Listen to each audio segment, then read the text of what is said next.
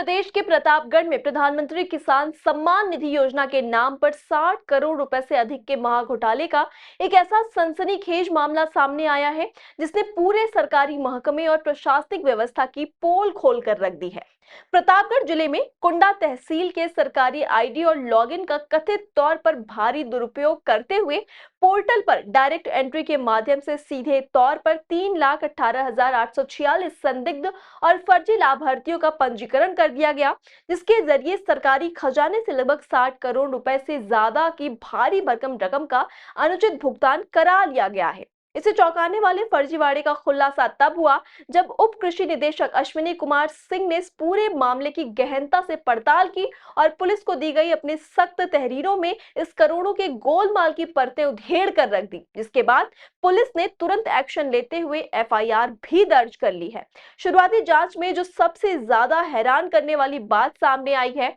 वो ये है कि इस फर्जी सूची में सिर्फ अपात्र किसान ही नहीं बल्कि नाबालिग बच्चों के साथ साथ जिले और प्रदेश के बाहर के अनजान लोगों को भी धड़ल्ले से लाभार्थी बनाकर उनके खातों में किसान सम्मान निधि की सरकारी रकम भेजी जा रही थी। अब इस महाघोटाले के सामने आने के बाद योजना की निगरानी व्यवस्था, जमीनी सत्यापन और सरकारी लॉगिन की सुरक्षा पर कई बड़े और गंभीर सवाल खड़े हो गए हैं कि आखिर कुंडा तहसील के इस बेहद सुरक्षित माने जाने वाली आईडी तक किस माफिया या गिरोह की पहुंच थी और महीनों तक इतनी बड़ी संख्या में फर्जी एंट्री होने के बावजूद संबंधित अधिकारियों को इसकी भनक तक क्यों नहीं लगी। क्या यह सिर्फ विभागीय स्तर की एक बड़ी लापरवाही है या फिर इसके पीछे किसी उच्च स्तर की गहरी मिलीभगत है? ये तो अब विस्तृत जांच के बाद ही पूरी तरह से साफ हो पाएगा। प्रतापगढ़ के पुलिस अधीक्षक दीपक भूकर ने इस बेहद गंभीर मामले पर संज्ञान लेते हुए बताया कि उप कृषि निदेशक की तहरीर के आधार पर मुकदमा दर्ज कर लिया गया है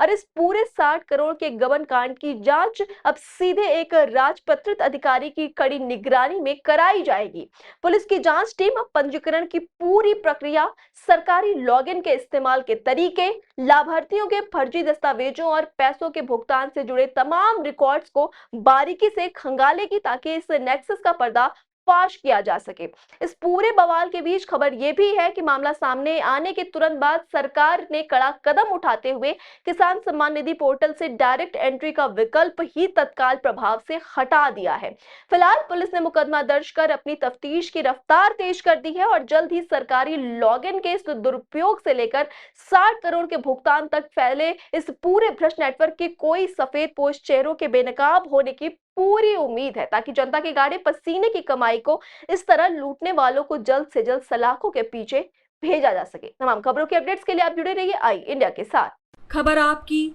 नजर हमारी, देखते रहिए आई इंडिया।